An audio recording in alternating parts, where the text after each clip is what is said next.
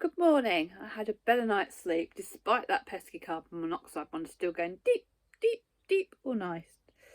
Anyway, I don't know if any of you saw the super blue moon last night. It was pretty spectacular. I can only see it and take a picture through trees, and I was going to go back and look at it again, but I was in bed and then forgot because I got distracted reading and playing games on my phone, which I shouldn't be doing after 8 o'clock at night, but there you go. Tell me off. Punish me. I did it. It's done. So super blue moon, yeah, so it's not blue. A blue moon is the second moon in a month, and a super moon is when it's really close in orbit to Earth, and it's the last super blue moon until 2037 was going to be our next one. And then my brother reckons there was a glitch in the Matrix the other day, and the moon over his was somewhere that it really shouldn't have been. So there you go. Who knows what really is the moon? Oh, so many conspiracy theories there that we could go down. But it did look glorious last night. I've taken a photo. Doesn't really do it justice. Never does on your iPhone, does it really? I would love to get a proper camera just to take some beautiful pictures of the night sky. Yeah, maybe that's something I need to add to the list of things to get and do. Things to do, not much today. I've just got the dentist at 12:30 for a checkup and hopefully a temporary filling. A big filling came out the day before I went to Ireland. So I've been riding around and travelling around for about 2 months. The pain only comes and goes from time to time, so that's not too bad. So hopefully get that checked out. Hopefully get back for an afternoon nap. Might try and swing by these Specsavers in Beccles to see if my glasses are ready, because it would be really good to be able to see again. Would be amazing. I have ordered some riding goggles as well. I don't think they'll be ready yet, but hopefully my standard glasses will be. So that's the plan for today, but we'll see where life takes us. Whatever. I'm going to try and make it a good one.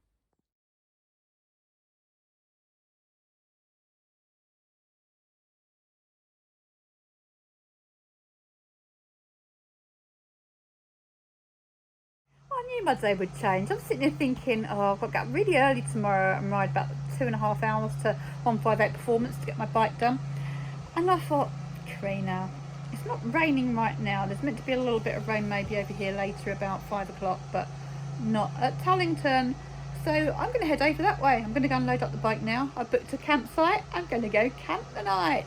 Yay, and then I only have about half an hour, 20 minutes, half an hour to ride tomorrow morning. So going to go and get loaded up now, get to Specsavers, see if I can get my specs, go in and get my dentist stuff done, and then head over on a little night out camping. It didn't take long. So much easier with this dry bag. It's a 100-litre one that I've got, and in there I've got my all two-man tent, my pillow and my air mattress and my waterproofs, and I've just got my little rucksack and my sleeping bag in there.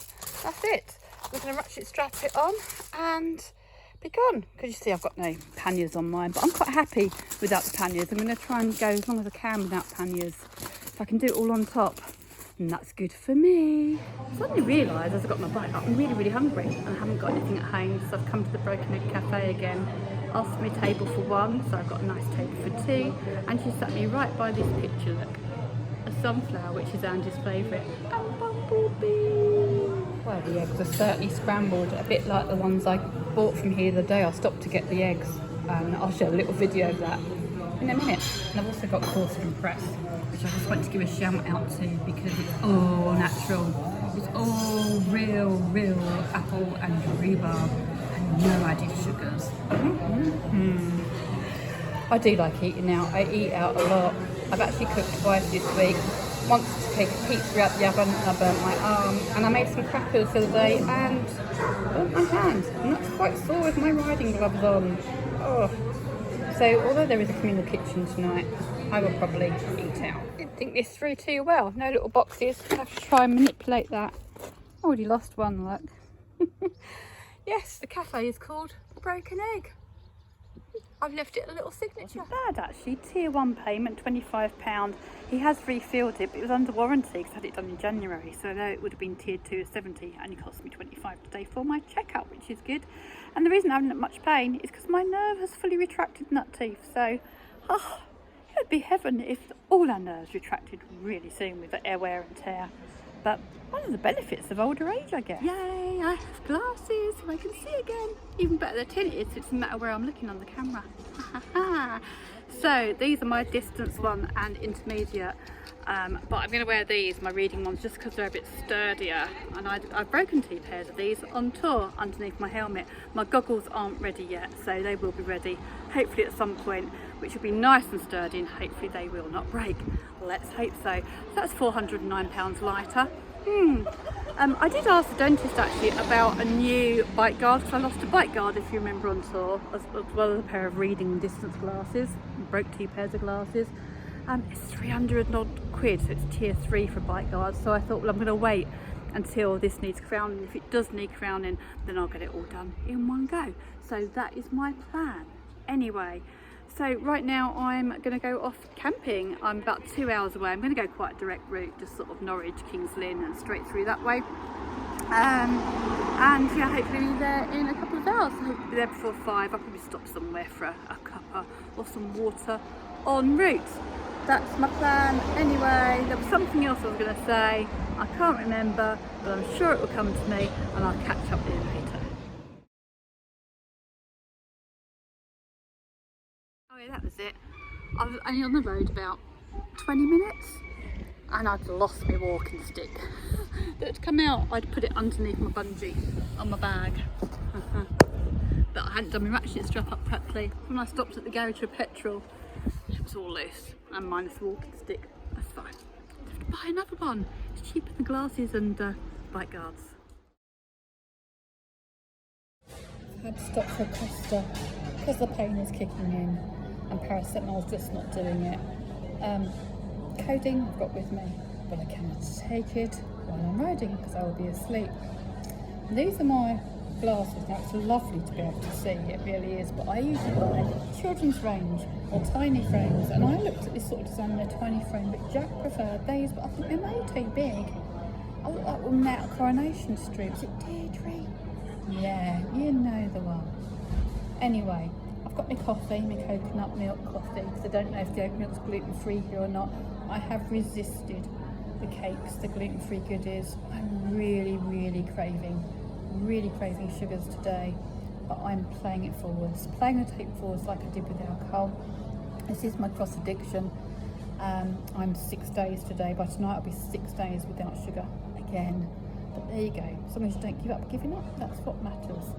So I'm playing the tape forwards that just that one little cake will then be me going, oh well, you've done it now, so you might have a binge tonight and binge on loads and loads of rubbish instead of having dinner.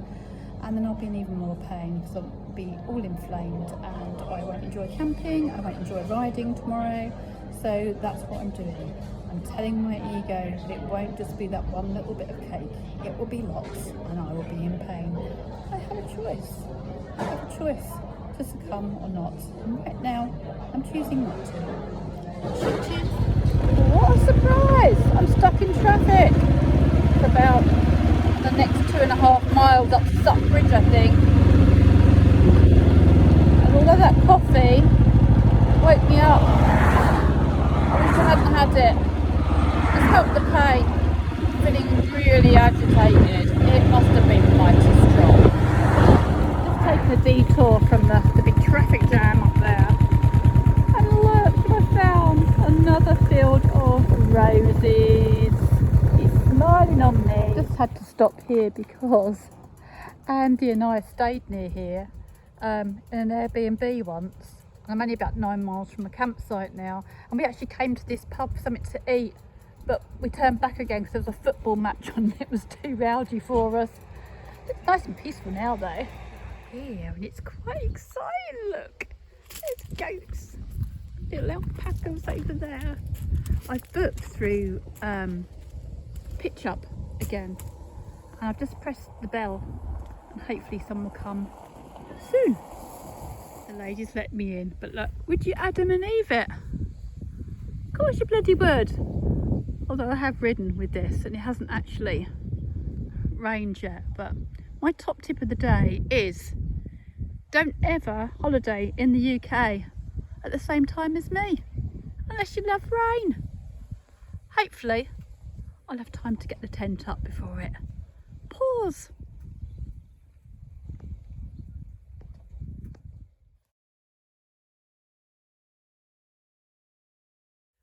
it's a 2-second, 2-person easy decathlon. It's a little bit creased, isn't it? Took me a bit more than 2 seconds, but literally just pull these out. But sometimes my hands don't work very well. And to push it in tomorrow, you just push them and it collapses it down. All black inside, which is fabulous. And I've just kind of put my last peg in, and look, I promise you, I really didn't put it there. That's really just where it was. These are my favourites, and I'm always so heartened to see them when I pull up at places, because I always wanted donkeys when we lived in Lincolnshire, but Andy wouldn't let me because of the dreadful noise they make. And over these last few months I've realised what he means by the dreadful noise, but it always makes me smile. Look at him, he's a big boy.